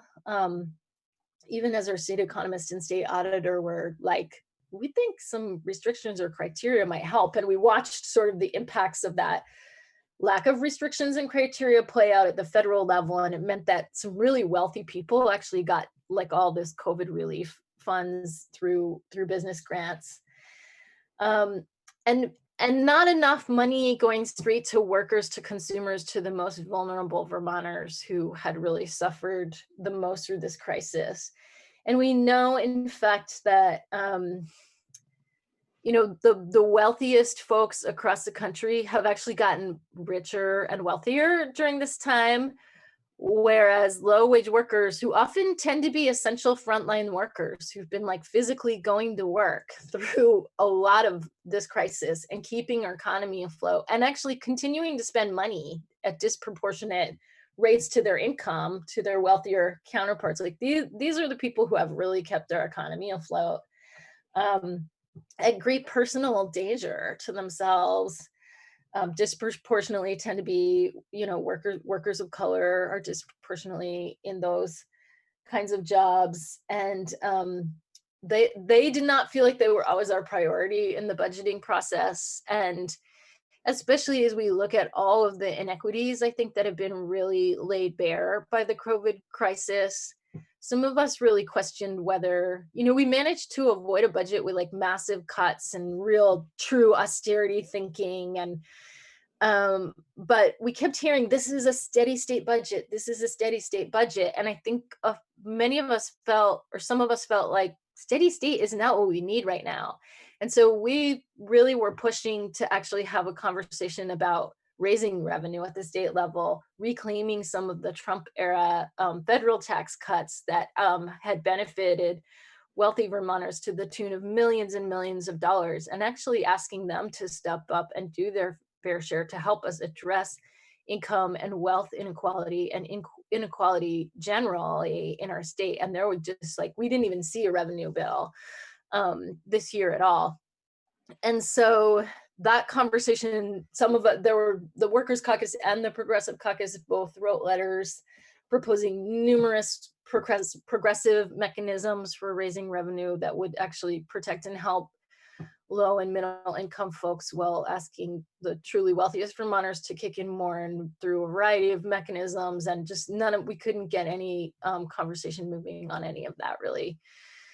So my hope is that when we come back in January, we've put some pressure on leadership on relevant committees. And I am happy to say that, like, even just last week, had someone who kind of surprised me, called me, just a Democratic colleague who surprised me, called me out of the blue and was like, I really want to work on income inequality and wealth inequality next session. And so maybe we have sparked some interest and conversation here, but I think this work is critical to really push for in the coming legislative biennium, because we are going to be moving into like austerity, really deep cuts, if we are not willing to have these harder conversations about how to raise money and who can pay their fair share and what we can do with that. And so I'll just close there and say that's really my mantra heading into, or my purpose heading into the next biennium, is to really, really work hard to get us to address this critical issue. We have just seen too much how challenging these times are, and how how inequitable. And to me, I'll just close by saying that I believe the conversation about income equality and what income equality truly looks like also needs to include conversation, some commitment to moving forward conversation and study about the issue of reparations at the state level to communities and individuals of color who've been discriminated against for centuries in this country. And we really need to start to think about that as part of our understanding of the whole issue of income equality and income inequality. Thank you, Celine. So does anyone have any questions for any of our counselors or legislators? Raise your little blue hand or raise your actual hand if you're on video. Okay, not seeing any in the attendees, but Barbara and Tony, I called on Barbara first last time, so Tony, go ahead. Yeah, hi, Brian. So it's Brian Pine. I sent you a note just now. The people from Devonwood do not understand that I'm suggesting they take the 84 units of IZ inclusionary zoning and attach Section 8 units to those, which adds to the ability to finance the project and takes away the cost of administration of renting those units. And we can get those units from Senator Leahy. And that makes that entire housing project available to, on a fair basis, as Selena's pointed out, is that we have income inequality. And if a $1,000 apartment, to me, that's, even though I've applied, is really a little more than I want to pay. And I'm middle class. So clearly the IZ, at least I think I'm middle class. So the point is that these so-called IZ units are really middle class housing, and this project, unless it gets Section 8 attached, which it can for 27-year contracts for those units, is therefore just more gentrification. And I don't think the Devonwood people understood the question. I think, and I would appreciate if you would get that message across to them. And Selena, thank you for the work on getting the prisoners the drug addiction services that they really demanded, and I agree on the opiates. We have to, getting that bill passed of legalizing weed was huge. That's going to move us in the direction of decriminalizing drugs, and that's the ultimate way to reduce immediately 50% of the current addiction deaths and addiction levels. That's all. I think that was a question for Brian, but could I say one quick thing in response to that, Tony? Is that okay? Kevin? Kevin's in charge. Is that okay, Kevin? Go ahead, absolutely. And then if Brian has a response too. It was really, really heartbreaking to me.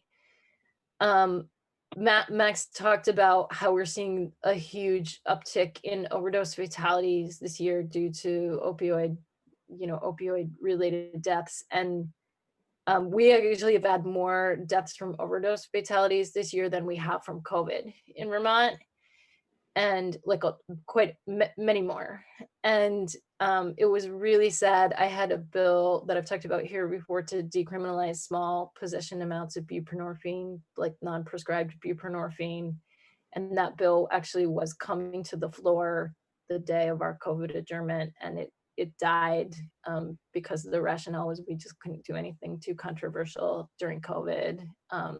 So it was, I think another example of like, oh boy, how do we get our priorities right? Because COVID actually worsened the overdose crisis in Vermont, and in fact led to more fatalities than COVID itself. I can add, Tony, that I share that desire to deepen the level of affordability at City Place, and you're correct. The inclusionary zoning rents, which are set based on a formula that was negotiated through a political process to create the ordinance, and it hasn't moved a whole lot, is set at a percentage of median income that is a bit skewed and is a bit high because it includes the entire metropolitan statistical area. So it brings in incomes outside of Burlington, and therefore the rents that land at the inclusionary rent level are, to most people, would be quite high. So for a 1-bedroom, you're looking at a rent of actually $1,100 with utilities included, and for a 2-bedroom, it's $1,340. The BHA payment standards are quite a bit lower than that. So there's a pretty good sized delta that they would have to accept because they would have to lower their rents to those levels. But in addition, the biggest challenge really is that the federal government has retreated from a commitment to ensuring that housing is provided to those who need it most. And so the Section 8 is not a resource that Senator Leahy can simply just put in a request and he gets to allocate X number of vouchers. Unfortunately, it doesn't work that way. It would actually take years to get 80 new vouchers for City Place. So I think that's a good goal, and I think it's a conversation worth having. I don't think it's actually I don't think it's the magic wand that it may appear to be on the surface, though.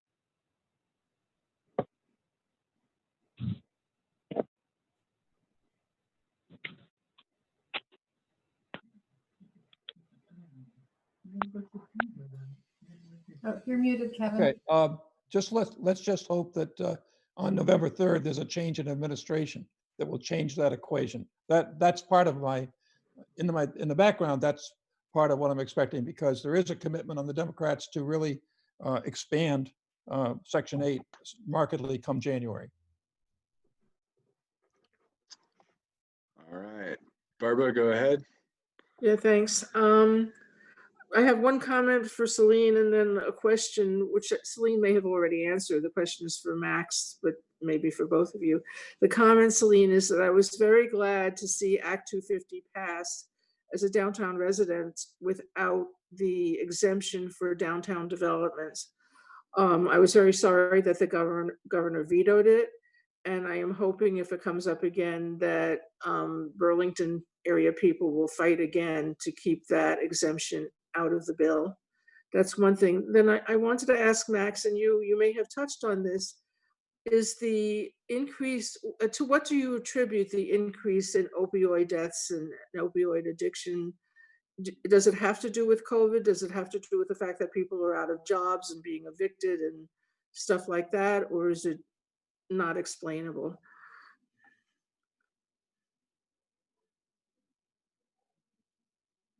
I would say that it's a lot of factors coming together. I think that it's a number of different things. I mean, I think that COVID has created a sense of, isolation and desperation like we haven't seen. And so I think that creates risk factors, for people who use drugs, like, using alone is a big factor, a lot of overdoses because, for obvious reasons. And so, and then there's also this other issue of other substances being more readily present in the supply of drugs that are coming into Vermont, like fentanyl, which is really strong and has a really intense effect and has a much higher or much greater impact. So I think there's that aspect of it, as well as that there are these other substances that are often laced or brought into the drugs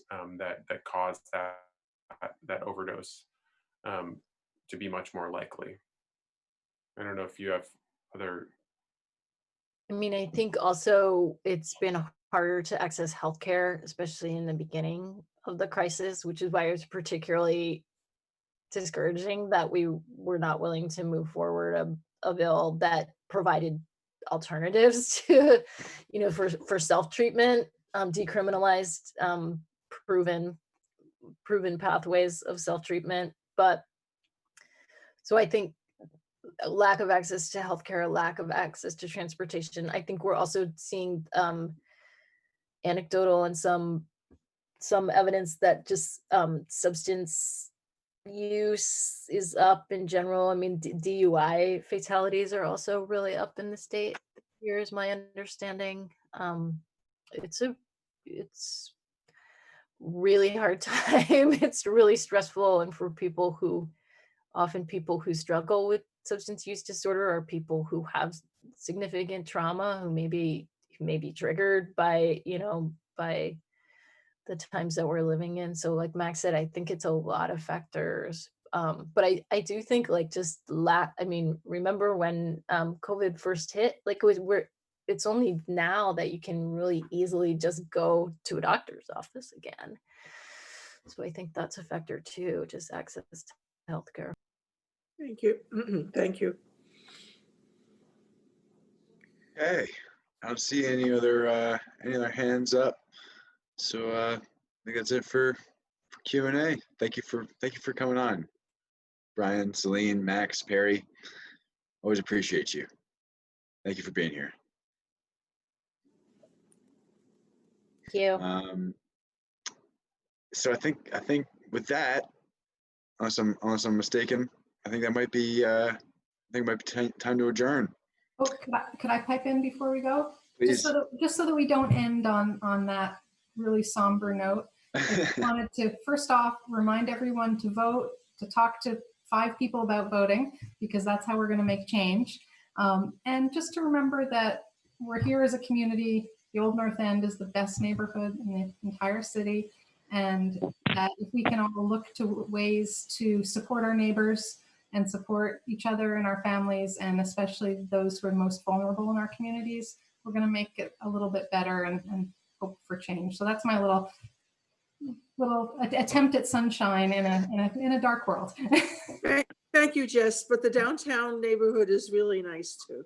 Yes, it is. It is. It is. Yes, Jess, and so is the King Maple neighborhood. Also, okay, we'll just say Burlington or Vermont. It's all pretty sweet. Yeah, I was gonna say.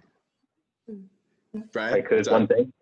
Just one quick announcement. There was a number of constituents of mine, and I think probably across the city, were asking for more options for dropping off their ballots, their early voting ballots, and that City Hall is only open a few hours on Monday and Wednesday. I think it's like Monday morning and Wednesday afternoon, so it's very, very limited, and it's pretty crowded in there. So really, with Amy Bovey's leadership and a lot of help from Gene Richards and his staff, the city was able to procure 3 essentially like mailboxes, big sturdy metal boxes that have the BTV flag wrapped around them, and it has real clear information on the purpose, and they're located in 3 locations. One is downtown near City Hall on the Main Street side across from the Flynn. The other is down at DPW at 645 Pine Street. And the third is in the New North End at the fire station. I'm sorry, no, it's actually the Old North End. So it's the fire station 2, the Boardman Fire Station on North Ave. So that's convenient for both New North Enders and Old North Enders. And encourage folks to use that if they choose, and vote early. And your voice is your vote. So thank you. Cool. Thanks for that, Brian. Right on. And Tony, it looked like you had something you wanted to say before I adjourn. You're good? Cool. All righty. So with that, I think we can call that a wrap. Thank you all for being here. And Thank you, everyone. I'll see you. Probably see you next month. Thanks, Kevin. Thanks, legislators, counselors, all of you.